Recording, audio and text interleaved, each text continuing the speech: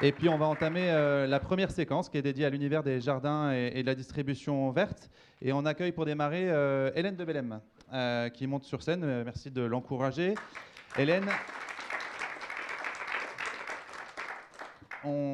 tu es experte environnement et protection des plantes chez Evergreen Garden Care.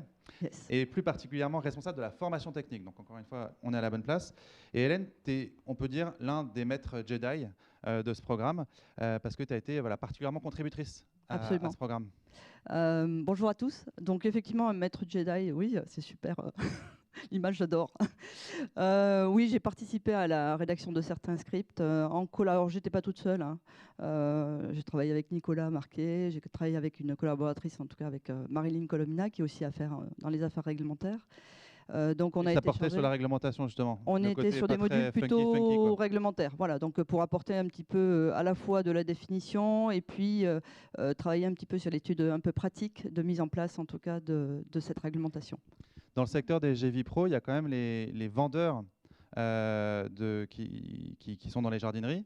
Et donc, il y a un module dédié au secteur de la jardinerie, donc auquel tu as donc contribué. Un mot sur Evergreen Garden Care ? Alors, Evergreen, peut-être que ça ne parle pas beaucoup à ce nom. Evergreen regroupe, en tout cas, c'est un groupement, en tout cas, un groupe d'entreprises qui est au niveau européen et qui est présent en Asie-Pacifique. Donc, il est né en 2017, suite à l'acquisition de l'activité professionnelle de Scotts Miracle-Gro. C'est un metteur sur le marché qui met à disposition des spécialités, des solutions de produits de jardin, spécifiquement je dirais, on va avoir un petit peu, en tout cas, des engrais, des terreaux, mais aussi, effectivement, ça comprend tous les produits de biocontrôle qui sont proposés aux jardiniers amateurs. Avec des marques très connues ? Avec des marques connues. Donc, on a un portefeuille de marques qui s'étend sur Fertiligène, KB Jardin, Roundup Jardin. On peut avoir Roundup qui est maintenant une marque de produits de biocontrôle. On ne le sait pas tous, mais c'est une marque. Donc, on est inscrit en tout cas et on applique la réglementation en France. Et tu as fondé aussi un centre de formation au sein d'Evergreen Garden Care. Voilà, alors la formation n'est pas nouvelle chez Evergreen, puisqu'en fait elle date déjà depuis plusieurs années. Dans le cadre d'Evergreen, on a monté en plus le centre de formation, le certiculteur. Peut-être que certains d'entre vous l'ont déjà entendu. Donc certiculteur, certifito, culteur, je cultive mon savoir et mon savoir-faire. Donc un centre de formation qui est inscrit en tant qu'organisme de formation certifié Calliope. On œuvre auprès de tous les acteurs de la distribution, alors spécialisés sur le jardinage, on est bien d'accord, hein, c'est le secteur jardin. Et on œuvre de quelle façon avec des formations qui sont axées sur le jardinage au responsable, jardinage autrement, jardinage 100% biocontrôle, et sur les formations certificaux aussi en mise en vente et en conseil. Donc c'est formation certificaux des vendeurs conseils et accompagnement à la vente des produits, méthodes, solutions. On va y revenir pour un jardinage plus responsable. Pour cette séquence, Hélène, tu seras accompagnée de Thomas Le Rudulier, que j'invite à monter sur scène. Vous pouvez lui aussi l'applaudir. Thomas, vous êtes délégué général de la Fédération Jardinerie et Animalerie de France, l'organisation pro représentative des jardineries et animaleries.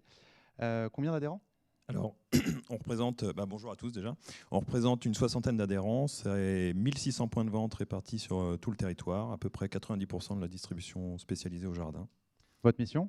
Alors, notre mission, c'est accompagner nos adhérents sur les affaires techniques et réglementaires. On a aussi tout le volet social, effectivement, avec tout ce qui est négociation de branche, mais aussi tout ce qui est formation. Donc, on est tout à fait aujourd'hui dans ça. Au bon endroit. Je vous invite à vous asseoir. Je remercie Christian Delusy qui a porté ce projet pour nous, pour la fédération, et puis Laure Girardot qui va accompagner la diffusion maintenant de ce projet dans nos jardineries. Oui, parce que vous avez été là aussi contributeur mobilisé pour le déploiement maintenant de ce projet Jedi, de son contenu plutôt. Donc une question à tous les deux, en commençant peut-être par Hélène. Quel est l'état des lieux de votre branche en termes de formation, en particulier autour du biocontrôle ? Alors, au niveau de la formation, j'avoue que depuis 2019, la formation professionnelle, elle monte en puissance au niveau des acteurs de la distribution. Les plannings ne désemplit pas, donc ça prouve bien qu'il y a un véritable besoin, en tout cas, de cultiver en tout cas ces connaissances sur le biocontrôle. J'ai envie de vous dire, ça va même au-delà du biocontrôle, ça va dans la démarche de comment, en tout cas, je gère un jardin au naturel avec des aménagements différents, comment je gère l'eau, comment je gère la biodiversité, etc. etc. Donc c'est un véritable enjeu. Et c'est vrai que depuis, il y a une des explications qui, on l'a évoqué en introduction, et notamment Nicolas Marquet l'a bien souligné, la partie réglementaire depuis le 1er janvier 2019. C'est vrai que l'arrêt des produits phytopharmaceutiques de synthèse on est passé, je dirais, d'un monde, d'une démarche curative quelque part, hein, avec des produits conventionnels, à une démarche beaucoup plus préventive avec des solutions de biocontrôle.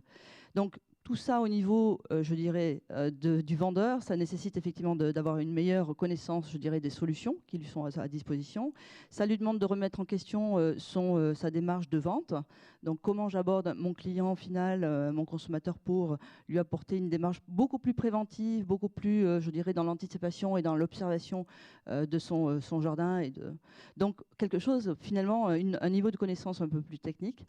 Et c'est là où la formation a vraiment son atout, je dirais, à jouer pour accompagner tous ces acteurs, en tout cas sur le marché. Thomas, du coup, on passe d'une logique, en écoutant Hélène, de un problème, une solution, à une problématique, un éventail de solutions à articuler les unes aux autres. Ça amène à revoir complètement, j'imagine, l'organisation des magasins et pour les vendeurs, le quotidien. Alors, tout à fait. Déjà, la suppression des phytos conventionnels pour les GEVI, c'est quelque chose qui n'est pas nouveau. On a accompagné cette démarche depuis le début. On a accompagné la loi Labbé, la mise en place de la loi Labbé. Et puis, on a des consommateurs aussi qui sont de plus en plus impliqués, de plus en plus conscients de ces enjeux. En attente, j'imagine, aussi de solutions. De solutions, tout à fait. Et comme l'a dit Hélène, aujourd'hui, on n'est plus dans un problème, une solution. On est dans une gestion globale du jardin. Voilà, on a un espace de vie, le jardin, et il faut maintenant des solutions concrètes, complètes. Et le biocontrôle, c'est une partie très importante de cette gestion complète du jardin. Et donc, l'organisation même des magasins a été amenée, on a dû revoir un peu ça de manière de fond en comble, j'imagine. Et du coup, ça change les repères pour les conseillers vendeurs.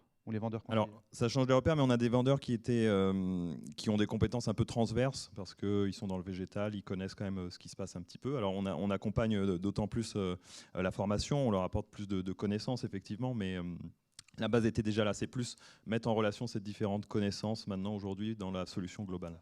Ouais. Et du coup, justement, Hélène, c'est plus une question seulement de un produit en solution à un problème, on vient de le dire. Il ne s'agit pas de substituer non plus un produit conventionnel par un produit de biocontrôle. On est bien d'accord. Et c'est effectivement, on a besoin d'une démarche complètement holistique au niveau du jardin, donc qui prend en compte l'environnement, qui prend en compte en tout cas le jardin en tant que système, je dirais, écologique, écosystème, un écosystème en tout cas en tant que le jardin, en tenant compte, je dirais, de son milieu, en tenant compte de son exposition. Donc il y a le vivant au niveau du végétal. Voilà, le jardin, c'est le jardin en tant qu'écosystème, mais le jardin dans un écosystème urbain, périurbain, rural, qui a des conséquences sur mon jardin à moi. Sur mon jardin à moi, et puis voilà. Et pour revenir en tout cas à ce que disait en tout cas Thomas, effectivement, on va avoir un certain nombre de solutions. Alors je les appelle des solutions. Pardonnez-moi, mais dans les solutions, au moins, on met toute la boîte à outils, dont le biocontrôle, puisqu'effectivement, il y a après produits, toutes les techniques, méthodes, aménagement, paillage. On met tout ça. Et on va choisir ces solutions en fonction de la problématique et en fonction de l'aménagement. Ce qui impose, encore une fois, d'accompagner les vendeurs. Il y a une véritable conduite du changement, j'imagine, à imaginer. Voilà, donc là effectivement, la conduite de changement au niveau des vendeurs, elle est telle, hein, c'est pour ça que ça prend encore plus de son sens. Donc ça se fait progressivement. Je pense qu'aujourd'hui, on a un petit peu de recul et on commence à avoir, je dirais, une population de vendeurs qui est assez en alerte et qui est bien munie, bien équipée pour avoir un conseil averti et adapté. Et à la fois, il y a une autre composante qui intervient, c'est notamment, aujourd'hui on est confronté, peut-être qu'il y a des formateurs dans la salle qui peuvent le partager aussi, mais on se retrouve dans des sessions de formation où on va retrouver des populations d'une génération qui ont connu, je dirais, les produits phytopharmaceutiques de synthèse, en tout cas l'ancienne démarche. Qui marchait quand même pas mal. Qui marchait quand même pas mal, qui était plutôt simplifié, voilà. Et on a de nouvelles générations de vendeurs. Donc, je pense surtout à ceux-là qui sont finalement, qui vont eux stimuler finalement les meilleurs, je dirais, les meilleurs discours et méthodologies, enfin, qui vont en tout cas instiguer toute une démarche, cette démarche holistique, et qu'il faut justement amener à faire découvrir, à nourrir avec de la formation. Peut-être dépasser une certaine posture naïve, on peut imaginer vis-à-vis de, bah allez, ça va marcher, il suffit de laisser faire et ça va aller tout seul. C'est pas si simple, j'imagine. Je vous fais part juste d'une expérience, mais c'est vrai que ces populations, elles sont plutôt très, je dirais plutôt directes, hein, très cash, on va dire, ouais, très cash, donc très bio, très radical dans leur démarche, ce qui est plutôt aussi, c'est un atout. Et à la fois, elles ont besoin d'être accompagnées d'un point de vue sur la partie vente, sur la partie relation client, sur la partie conseil, parce qu'elles ne bénéficient pas, bien entendu, de l'expérience des vendeurs qui ont connu un petit peu, qui ont de la pratique. Donc, ce qui fait que dans les sessions de formation, quand on a ces deux populations, c'est idéal, j'ai envie de vous dire, parce qu'en tant que formateur, on va jouer avec les deux populations et la séance ne peut être qu'enrichissante pour les deux des parties. Retours d'expérience, des échanges entre ces deux types de profils. Justement, Thomas, en termes de profil d'apprenants, quels sont les profils types des vendeurs? Et puis, d'ailleurs, il n'y a pas que des vendeurs conseils qu'on forme d'autres métiers dans les jardineries. Effectivement, alors déjà, le profil sont assez variés. Il y a beaucoup de turnover, il y a des jeunes générations, il y a des gens de tout horizon, de d'autres secteurs. Mais tout ce qu'ils ont en commun, c'est déjà la passion et l'envie d'apprendre parce qu'on est dans un secteur vivant. Donc c'est en évolution, que ce soit réglementaire, mais aussi dans ce qu'on connaît des écosystèmes. Donc c'est très varié et il faut leur amener, voilà, ils sont toujours ouverts à apprendre, donc on peut leur amener. Il y a les vendeurs en jardinerie, mais il y a les chefs de rayon aussi. Et puis dans certains réseaux, il y a toute la direction, enfin voilà, toute la chaîne de managériale qui est aussi impliquée dans ces connaissances, parce que c'est important de connaître. Et ils sont engagés dans vos formations, Hélène? On voit des vendeurs, mais il y a aussi des managers de la direction qui participent à des formations. Oui, aujourd'hui. Alors plus aujourd'hui, hein, j'avoue que moi j'ai eu pratiqué des formations beaucoup plus sur des vendeurs qui étaient responsables du rayon jardin.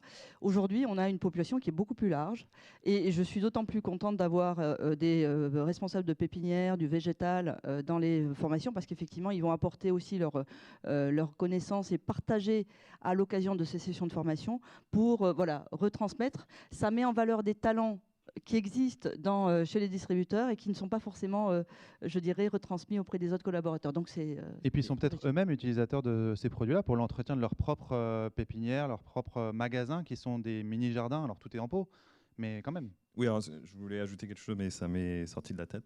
Ça revient. Pardon.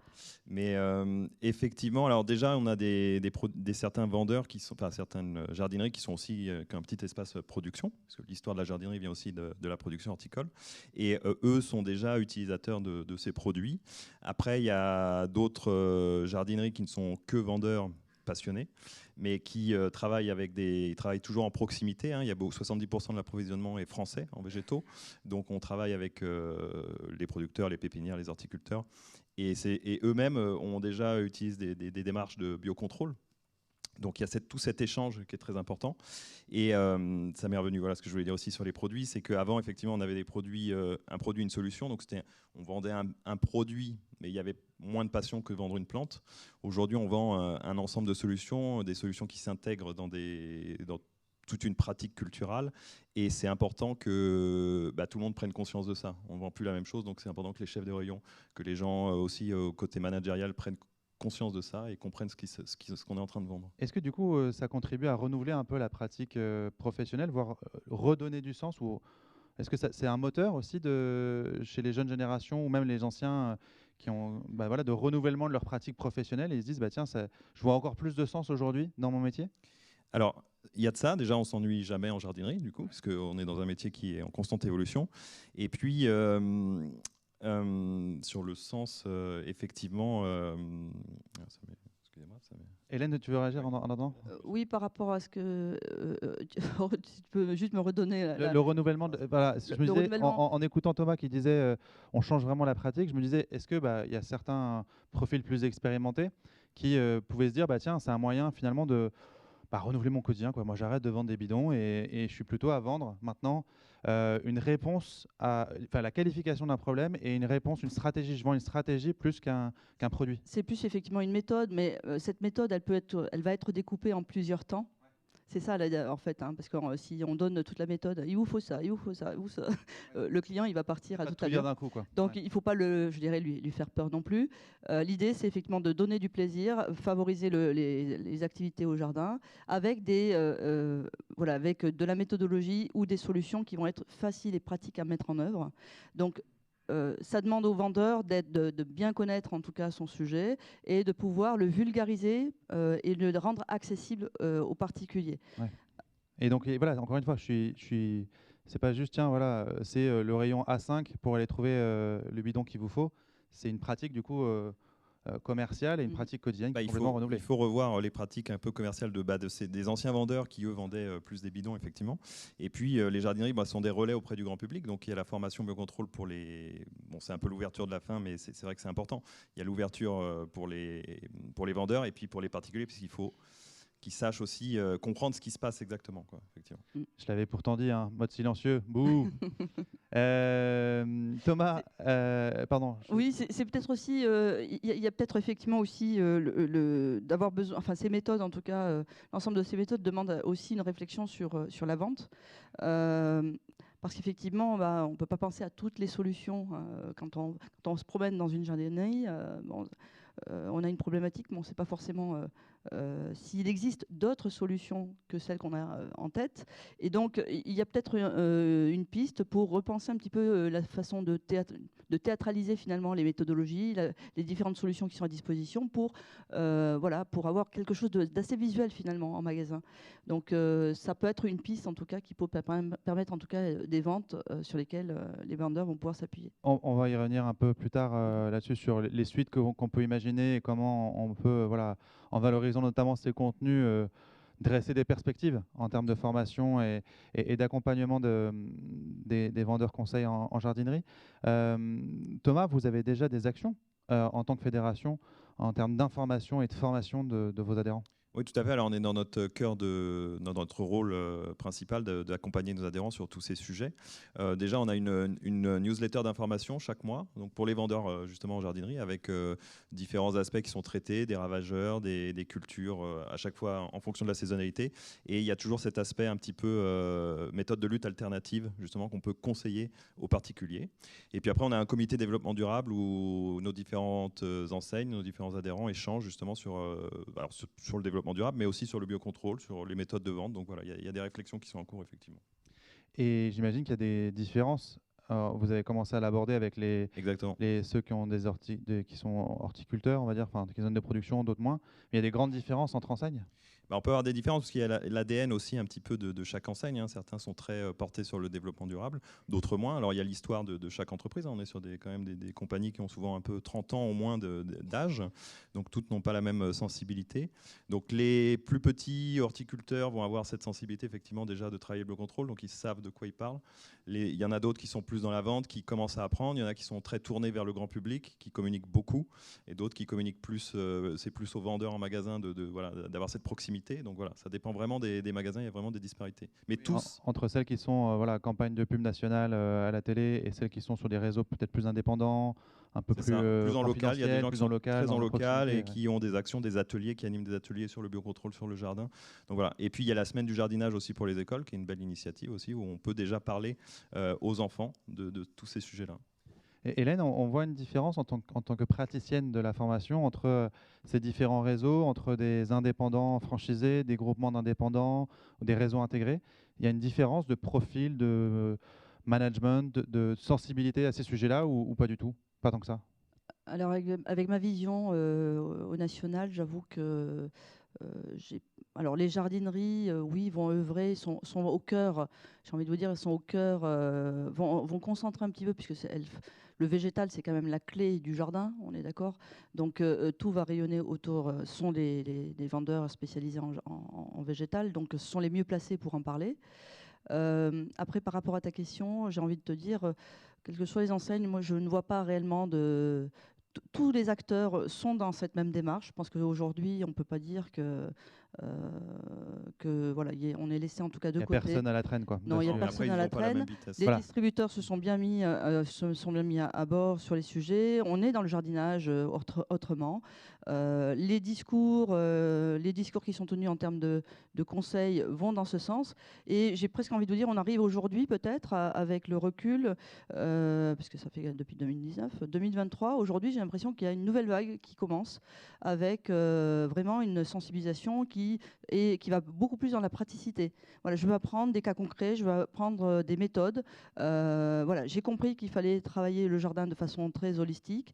Maintenant, j'ai besoin de solutions pratiques que je vais pouvoir intégrer dans mon conseil, plus avisé. Et peut-être des exemples de modalités d'intégration d'un panel de solutions dans une problématique de jardin concrète, quoi, pour que je puisse, on va dire, simuler un conseil auprès d'un client. D'un client, ouais.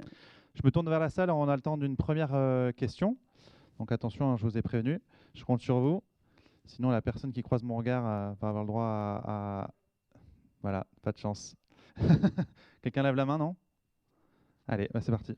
Ah bah c'est bon, le collègue se dévoue. Je vous laisse vous présenter. Ouais, je pensais que vous leviez la main. Bah les deux alors du coup. Allez. Bonjour à tous, Olivier Fouché, Astre d'Or. J'avais une question par rapport, vous avez souligné le fait tout à l'heure que 70% des jardineries achetées en local. En France. En France. C'est oui, en local, France. Mais en France. Ouais. Sur ces jardineries-là, sur l'ensemble des jardineries, est-ce qu'il y a un travail justement avec les producteurs en amont pour justement déterminer quels biocontrôles sont les plus susceptibles d'être efficaces sur les plantes que vous leur achetez, pour avoir une sorte d'échange, de continuité entre le végétal, les problèmes liés à ce végétal-là et la vente ensuite. Et puis j'imagine avec des enjeux d'espèces et de variétés. C'est ça. Voilà, à intégrer. Il y a différents labels qui existent déjà, effectivement. Et à chaque fois, les producteurs, les distributeurs sont impliqués un petit peu dans la création de ces labels. Hein. On participe à tout ce qui est excellence végétale, voilà, tout ce qui peut exister en tant que label, les jardineries participent. Et après, il y a vraiment un échange. On ne va pas dire quel produit il faut utiliser, mais on va être vraiment dans l'échange de savoir quelle est la pratique culturelle du producteur. Il y a de vrais échanges, effectivement. Une autre question, on a encore le temps. Nicolas. J'aimerais profiter de l'expérience d'Hélène pour lui poser une question sur son vécu des formations à destination des vendeurs de jardinerie et plus globalement de toute la distribution spécialisée. Quels sont les domaines où il y a le plus d'aspérité aujourd'hui, le plus d'attentes, le plus de difficultés? Est-ce que c'est la réglementation? Est-ce que c'est le mode de fonctionnement intrinsèque des solutions? Ou est-ce que c'est la mise en pratique concrète et l'intégration dans cette démarche 360 degrés, si j'ose dire, du bon fonctionnement du jardinage au naturel? Alors, merci pour la question, Nicolas. Aujourd'hui, enfin majoritairement, quand on aborde en tout cas tous les sujets, c'est le côté technique. C'est la reconnaissance, c'est s'approprier un petit peu la connaissance sur le végétal, s'approprier la connaissance sur le parasitisme, sur les insectes auxiliaires, etc. Donc c'est la détermination. Et tout ça, c'est dans la globalisation, c'est comment je fais un diagnostic pour pouvoir proposer les solutions, hein, on est bien d'accord, hein, les solutions complémentaires qui vont aider en tout cas et donner satisfaction à mon client. Donc c'est la partie technique souvent qui pêche. Et à la fois, ils trouvent ça très dur et à la fois très intéressant, parce que c'est voilà, à chaque fois c'est les sessions de formation. Mais on aurait souhaité en tout cas que ça se poursuive encore plus. Voilà. Donc c'est parce que c'est aussi en formation un temps où on se pose. Ils sont pris dans une activité quand même qui est assez intense. Et la formation permet justement de faire un focus de toute cette partie technique et de connaissance globale sur le parasitisme et sur les cultures. Thomas, même impression? Je dirais que c'est surtout aussi très valorisant hein, pour un vendeur en jardinerie, voilà, d'acquérir de nouvelles connaissances et d'avoir ces connaissances reconnues, ouais, effectivement. La reconnaissance comme moteur de la montée en compétences, on retient ça comme message clé. Merci à tous les deux pour cette première séquence. Vous restez là, vous ne bougez pas. Je vous l'avais promis, on va passer à la première session quiz. Donc c'est le moment de dégainer vos téléphones. On ne recopie pas par-dessus les plans. Voilà. Pierre, nous pouvons jouer aussi. Vous avez bien sûr le droit de jouer, évidemment. Donc vous avez juste à flasher ce petit QR code, normalement ça fonctionne. Sinon, vous allez sur menti.com et vous rentrez le code que vous découvrez ici en haut. Tout le monde est prêt? Vous avez juste un compte à créer en renseignant un prénom et un nom. Vous gardez la session ouverte toute la journée pour ne pas perdre vos points. Et c'est bon? Tout le monde est OK? Non? Ah, tu peux... Ah ouais. Tu peux faire un petit retour en arrière, Laurent, s'il te plaît, pour qu'on puisse... Voilà. Bon, c'est sûr que tout le monde soit branché. C'est bon pour tout le monde. Qui n'est pas OK? Odile? Aïe, allez. On attend les retardataires. Sinon, le menti.com avec le code 4283 66 69, c'est peut-être aussi efficace.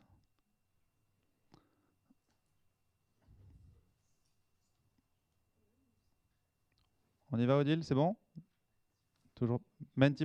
Sinon, maintenant, tu peux lui montrer menti.com et le code 4283 66 89. Qu'est-ce que j'ai dit? 66 69, merci. Ouais. On est bon? 3, 2, 1, go! Voilà, vous êtes 18, c'est déjà mieux. Allez, répondez rapidement pour obtenir plus de points. Regardez votre téléphone portable. 3, 2, 1, go! Il manque la question. Là, j'ai juste les choix des réponses. Ah, vous l'avez où? Ok. Donc, je vous laisse la... Vas-y, Annabelle, je te laisse lire la question. Donc, la question est: sur quoi reposent les principes de la protection biologique intégrée? Prévention, prophylaxie, épidémiosurveillance, intervention, c'est la première. Pommes de terre, bière et insectes, deuxième solution. Prévention, surveillance et invasion. Les principes de la protection biologique intégrée. Il faut aller très vite pour gagner. Ça devrait aller. Et voilà la réponse. Donc du coup, c'est effectivement plutôt la prévention, prophylaxie, épidémiance, intervention. Je pense qu'il y avait un petit piège parce que le terme invasion n'est pas nécessairement un principe sur lequel s'appuie la protection biologique intégrée. Ok, merci pour cette première question et votre première participation à ce quiz. On peut enchaîner, Laurent, si c'est ok pour toi. L'axe 4, dédié au jardin, espaces végétalisés et infrastructures, GEVI, vise à accélérer la transition vers l'absence d'utilisation de produits phytopharmaceutiques chaque fois que cela est possible. Cela passe par le recours à des stratégies de gestion exploitant tout le savoir-faire approprié en matière de lutte contre les nuisibles. Ces stratégies intègrent différents leviers. La prévention et la prophylaxie grâce à l'utilisation d'un panel de méthodes appropriées et d'aménagements adaptés. L'épidémiosurveillance du niveau de pression des organismes nuisibles et des insectes bénéfiques. Cette évaluation permettra de prendre des mesures appropriées de contrôle si nécessaire. L'intervention avec des produits phytopharmaceutiques de biocontrôle ou des méthodes physiques si besoin. Ces petites vidéos sont extraites directement du contenu des formations JEDI, donc ça vous donne une illustration aussi du type d'enseignement délivré. On revient à vous deux. Une première réaction au quiz peut-être, Hélène, ça va? T'avais vu juste? J'ose espérer. Et maintenant, du coup, Hélène, Thomas, comment vous voyez la suite?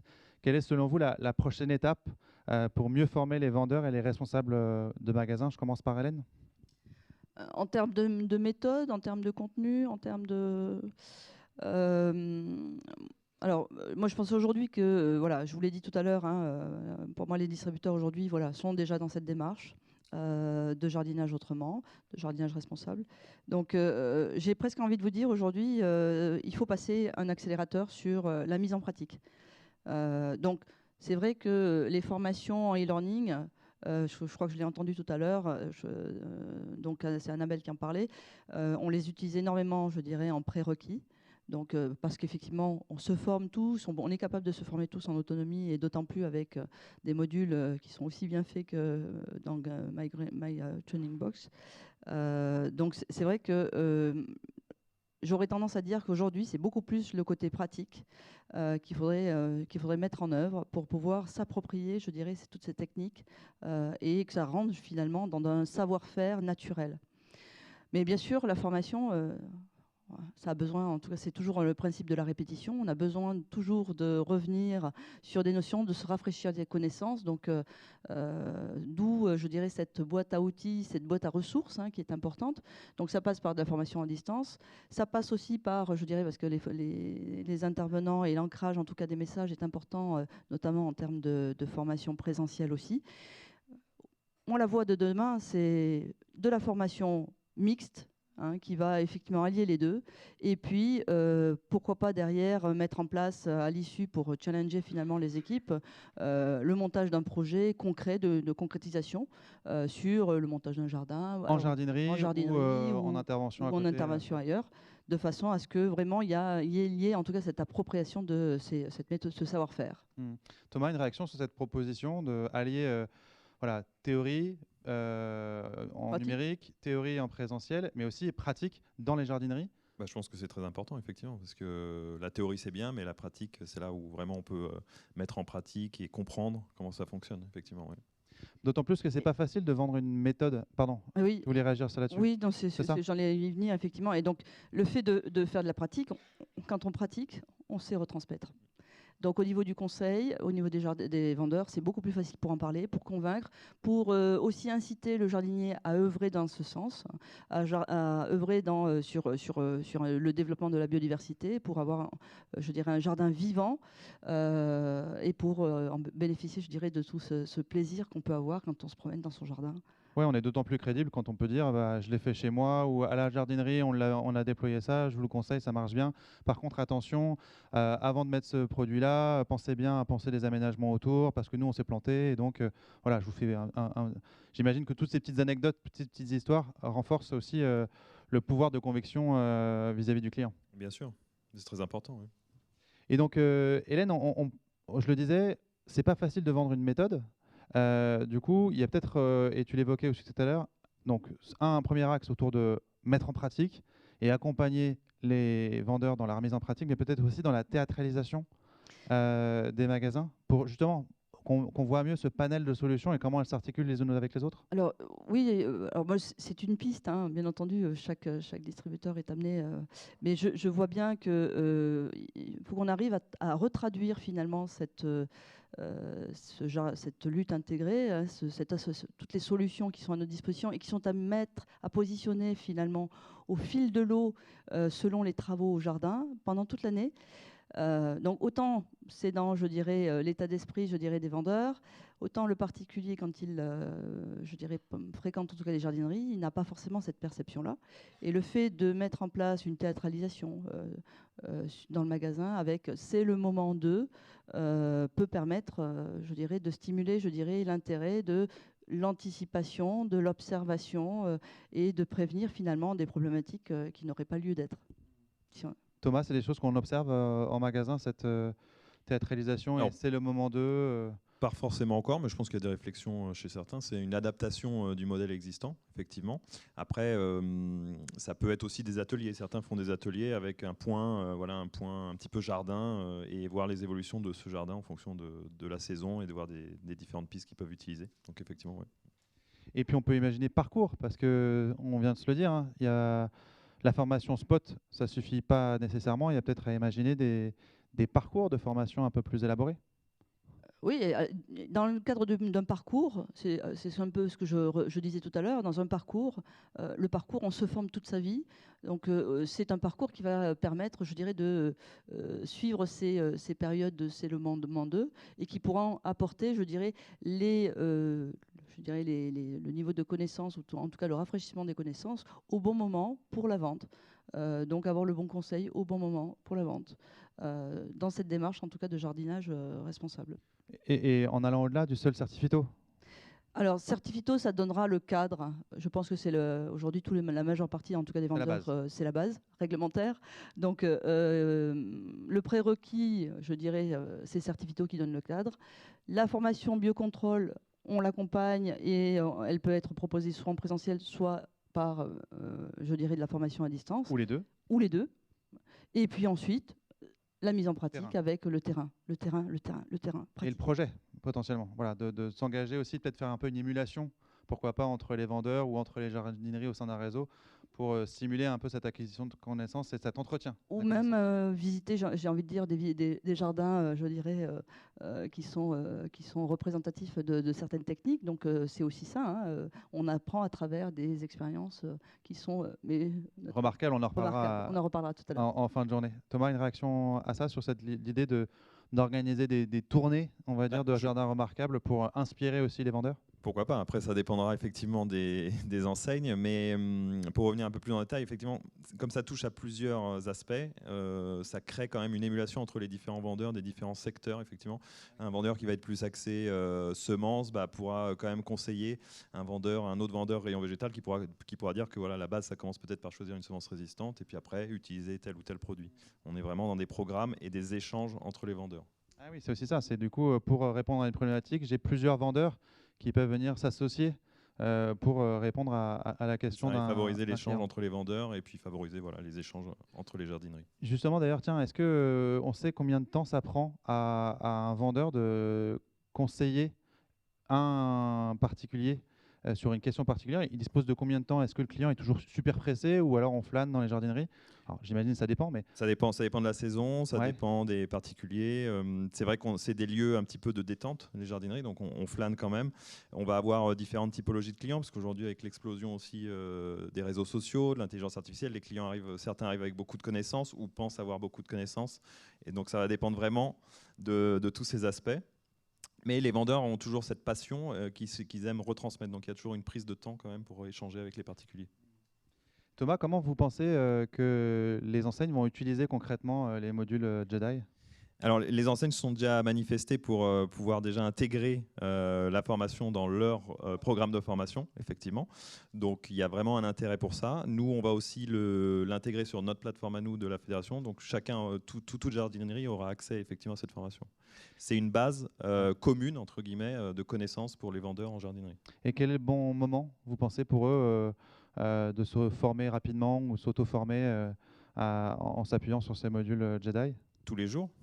Mais principalement, il faut qu'ils le fassent un petit peu en fait avant la saison, avant la forte saison, et puis après en basse saison pour reprendre un petit peu de connaissance. Avant le rush printemps-été, quoi. Et en basse saison, pourquoi pas pour remettre profiter un peu de l'accalmie et puis de faire une petite dose de rappel. À quand une déclinaison de Jedi, donc là à destination des professionnels, à quand une déclinaison auprès des clients de vos clients ou de vos clients de vos adhérents, à savoir le grand public? Alors rapidement, j'espère. Parce qu'effectivement, il faut former les vendeurs à des nouvelles méthodes, mais il faut aussi former des clients à des nouvelles méthodes. On a différentes typologies de clients. Il y a les anciens qui vont être habitués à un produit phyto, j'applique, ça fonctionne. Là, qui ne vont pas comprendre qu'ils appliquent, mais que ça ne fonctionne pas. Donc il va falloir amener beaucoup de pédagogie. Il y a déjà des entreprises qui font des formations, effectivement. Alors, il faut trouver la bonne méthode. Ce sera peut-être une formation hybride, pas forcément comme ça, des capsules sur YouTube, je ne sais pas. Mais il va falloir trouver la bonne méthode pour toucher le grand public, effectivement. Mais il va falloir leur amener cette connaissance aussi. En tout cas, ce qui est sûr, c'est qu'il va falloir faire de la communication là-dessus. Le grand public a besoin... Alors, quand on est passionné et quand on a envie de se former, il n'y a aucun souci, le temps, on le prend. Je dirais les formations, il existe des tas de formations en ligne aujourd'hui pour s'auto-former et pourquoi pas pour le jardinier amateur sur le secteur du jardin. Donc, les contenus en tout cas de la formation actuelle sont vraiment très très faciles d'accès. C'est synthétique, c'est pratique, c'est rapide. La notion de rapidité aussi très importante pour nos nouvelles générations. Donc même un jardinier amateur pourrait avoir intérêt à regarder les modules Jedi aujourd'hui? Ah oui, bien sûr. Bien sûr. Enfin, vous regarderez peut-être autour de vous, dans les comportements, une vidéo qui dure plus de 2 minutes, on la regarde pas jusqu'au bout. Donc là, justement, on arrivera à passer des messages qui seront importants et qui, je l'espère en tout cas, piqueront la curiosité des uns et des autres pour la mise en pratique dans leur propre jardin. Encore une fois, parce qu'il y a des moments où on doit gérer des déconvenus. Et ça, Hélène, tu formes aussi les vendeurs, conseillers ou leurs managers à gérer la déconvenue des clients? Oui, absolument. Donc ça c'est le traitement, ce qu'on appelle le traitement des objections, traitement des. Donc ça passe par la pédagogie, ça passe par l'explication. C'est souvent lié à une non-connaissance, je dirais, du positionnement des solutions qui ont été proposées. Donc peut-être ou un manque peut-être pas suffisamment de questions ouvertes pour pouvoir faire parler le consommateur et prendre la totalité de la dimension de l'environnement ou l'écosystème jardin, voilà, dont on parlait tout à l'heure. C'est ça. Donc on travaille sur ce questionnement qui est assez simple et qui rentre dans la technique de vente. Comme un diagnostic, quoi. Comme un diagnostic, exactement. Comme un médecin, à peu de choses près. et on arrive à désamorcer certaines situations. Voilà. Donc, vous faites des jeux de rôle, j'imagine? Des sketchs, des jeux de rôle, des études de cas. On fait des jeux, on fait des quiz. On utilise tous les outils qui vont mettre en action, je dirais, les stagiaires. Et d'ailleurs, à l'issue des formations, la majeure partie du temps, ils sont plutôt ravis parce qu'ils n'ont pas vu passer le temps de la formation. Donc c'est plutôt encourageant dans ce sens. Je me tourne vers vous, vers la salle. À nouveau, une question. Manon, il y a monsieur. Je vous laisse vous présenter avant de poser votre question. Oui, bonjour. Je m'appelle Pierre Besside. Je suis responsable des affaires réglementaires pour la société Compo, les marques Ergo Flash notamment. C'est plus qu'une question, c'est un commentaire. Je pense qu'on est dans une démarche de progrès que personne ne peut nier ici, c'est très très bien. Simplement, l'aspect formation ne suffit pas. Ce que je veux dire par là, c'est que l'aspect innovation, vérité de la palisse, est extrêmement important également.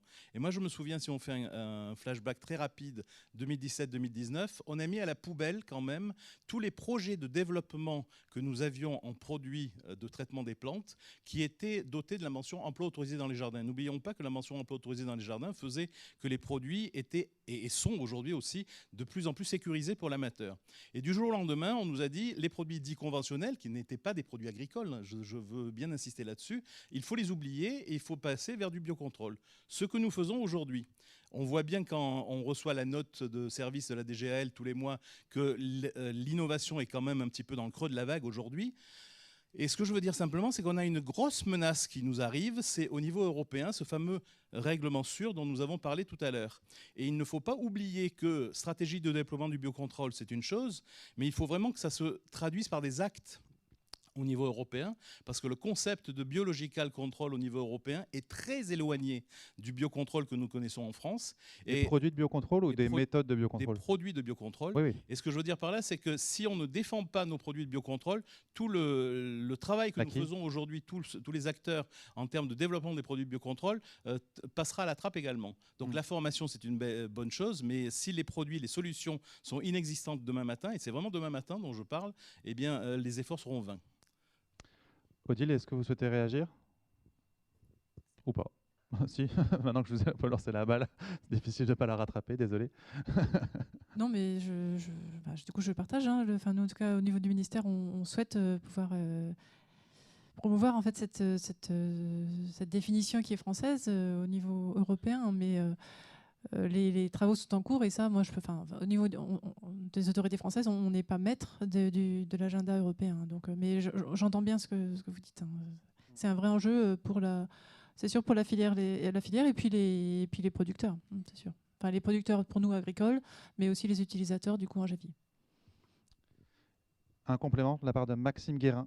de plantes et jardins. Oui, c'était par rapport, dans le prolongement de l'échange sur le projet de règlement sûr, c'est vrai qu'il y a une inquiétude forte là, parce que tel qu'il est écrit actuellement, il y a un article qui quand même propose d'interdire l'utilisation totale des produits phytopharmaceutiques dans les GEVI, donc biocontrôle produit, enfin biocontrôle compris. Donc là, c'est vrai que c'est assez inquiétant pour demain. Alors, il y a quand même, on espère, une réécriture qui va avoir lieu, et notamment le soutien de Joël Labbé qui souhaite se mobiliser justement pour faire en sorte que les lignes changent.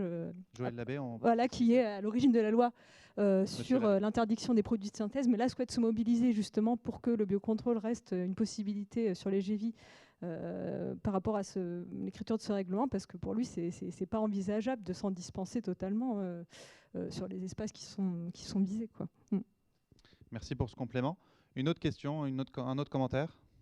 Monsieur. Bonjour, je suis Olivier Dours, je suis rapporteur national gazon et puis je travaille pour la greffe. Pardon, il faut parler un tout petit peu plus fort. Le micro marche, mais il faut le dire comme ça un peu. Bonjour, Olivier Dours. Voilà. On va vous voir tout à l'heure. Ah bon? D'accord. Je dis pas de bêtises. Oui, oui. Voilà. et donc, je suis rapporteur national gazon et je travaille pour la greffe, je suis salarié de la greffe. Et la question, c'est qu'on a parlé de diagnostic, j'ai bien entendu, au niveau des jardineries, il y a une démarche vertueuse, je trouve. Mais est-ce que face au diagnostic et donc au niveau de la prise de connaissance du végétal et du couple hôte-parasite, est-ce que cette donnée, elle est perdue ou elle est réintégrée dans l'épidémiosurveillance, puisque ça fait partie de la lutte intégrée, de pouvoir compiler en fait un historique des ravageurs, et surtout qu'ils sont nombreux et divers, Dieu sait le dire, dans les GEVI. Et ça serait bien que vous participiez au réseau de l'épidémiosurveillance pour garder cette data qui est essentielle pour le futur, puisqu'elle va nous permettre aussi d'avoir un historique avec les changements climatiques qui influent aussi sur ces bioagresseurs. Voilà, je vous remercie. Je crois que c'est pris en compte dans les formations. Et puis on a aussi, il y a une autre ressource, bien entendu, hein, mais je partage complètement. Il y a une autre ressource qu'on utilise, c'est les BSV, donc les bulletins de santé du végétal. Voilà, donc ça fait partie en tout cas des ressources qu'on utilise pour pouvoir suivre en tout cas toute cette évolution. Après, au niveau des vendeurs, c'est faire du diagnostic, entre guillemets. On est bien d'accord. L'idée du diagnostic en jardin amateur, c'est surtout d'identifier déjà les facteurs défavorisant en tout cas la culture. Donc c'est souvent en tout cas aussi un manque d'hydratation, un support qui n'est pas adapté, un sol qui n'est pas assez vivant. Donc ça, voilà. Encore une fois, on est plutôt dans une démarche de prévenir plutôt que guérir. Thomas, justement, quelle est l'implication du réseau des jardineries dans les dispositifs d'épidémiosurveillance ? Pas forcément très élaboré aujourd'hui, mais ce qu'il faut savoir, c'est que oui, alors les jardineries ont un rôle sociétal, elles en ont conscience et elles font beaucoup de communication auprès du grand public, de relais d'information. On forme aussi les vendeurs à tout ce qui est ORNQ, organisme de quarantaine, enfin non de prioritaire, non de quarantaine. Donc voilà, on essaye de tenir informés, de mettre à jour les connaissances des vendeurs et on peut avancer tout à fait dans cette voie-là. Parce qu'en fait, on peut imaginer qu'il y ait des détections de ravageurs particuliers dans vos propres jardineries. Aujourd'hui, ça arrive remonter dans un réseau national. Mais ça arrive. On informe effectivement les autorités à chaque fois, et donc on forme nos vendeurs à détecter les problèmes effectivement aussi. Et on l'entend, un appel à aller plus loin. Hein, c'était un peu le message d'Olivier Dours. Merci beaucoup à tous les deux. Je vous garde encore une minute sur scène pour vous faire réagir à une petite vidéo. Ah, pardon, monsieur, excusez-moi. Vous faites bien de m'interpeller. Vous parlez dedans. Oui. Christian Delusy, donc je suis conseiller auprès de la Fédération des jardineries. Je travaille avec Thomas. Et ce que l'on peut regretter auprès du gouvernement, enfin des instances gouvernementales, c'est que normalement pour les ORNQ, dans la directive, il était prévu qu'on ait des informations sur ces différents parasites. Et chose qu'aujourd'hui, c'est vraiment incomplet. Donc ce que je demande, c'est est-ce qu'on peut avancer effectivement, comme le dit Olivier, c'est très important que nos vendeurs ou même que nos clients puissent reconnaître les indésirables. Donc des kits un peu clés en main de reconnaissance des indésirables, oui, c'est ça qu'on... C'est ça, mais normalement c'était prévu dans le règlement, et chose qu'aujourd'hui c'est vraiment incomplet. Je ne sais plus combien on a de fiches dessus, mais très peu. On a... Pardon? Très peu. Pas assez. Oui, oui, Thomas, tu as raison, il faut insister dessus. Hein. Donc voilà, on se rend, voilà, l'idée j'entends moi un enjeu de meilleure collaboration entre ces différents services pour que cette question de l'épidémiosurveillance soit encore plus assumée avec plus de compétences encore au sein des jardineries. Je crois que c'est pas, voilà, il y a une envie, mais il manque quelques outils. C'est ça la... Bon. Hélène a une petite réaction là-dessus. Est-ce que dans justement les formations sur les ravageurs nécessitant d'être repérés dans un dispositif d'épidémiosurveillance, on retrouve ça dans les formations? On retrouve ou ça reste oui, un sujet justement à creuser encore et encore? Non, on retrouve ça en tout cas dans les formations, ça en fait partie, hein, et, ça fait partie en tout cas des programmes.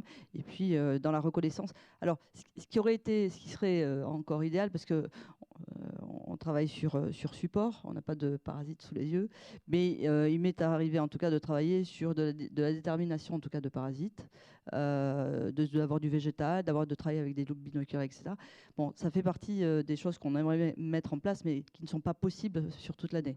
Donc c'est vrai que travailler un peu plus sur la partie épidémiosurveillance, en tout cas sur ces sujets, oui, bien sûr. Moi, mais peut-être plus en travaillant, en fréquentant, je dirais, des jardins, en allant à la rencontre des cultures, encore une fois, où on peut se confronter à des situations peut-être plus terrain. C'est ce que j'aimerais encore pratiquer. Donc il y a quelques petits modules, hein, en tout cas quelques informations qui sont délivrées dans les formations de Jedi. On aura un exemple tout à l'heure, mais on entend cet appel à des kits, des visites, pour encore une fois que le réseau entier des jardineries puisse mieux contribuer à ces réseaux d'épidémiosurveillance.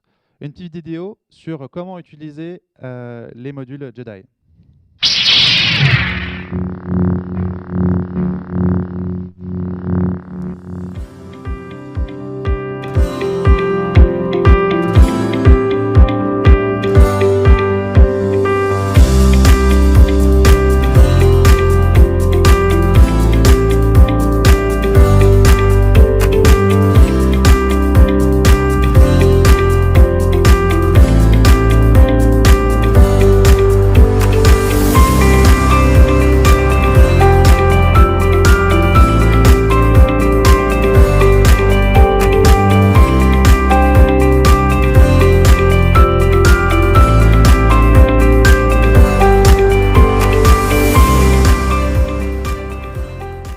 Auto-formation, avant, pendant, après. Vous êtes partant, j'imagine? C'est parti? Il n'y a plus qu'à? Dans les sorties blocs, c'est bon.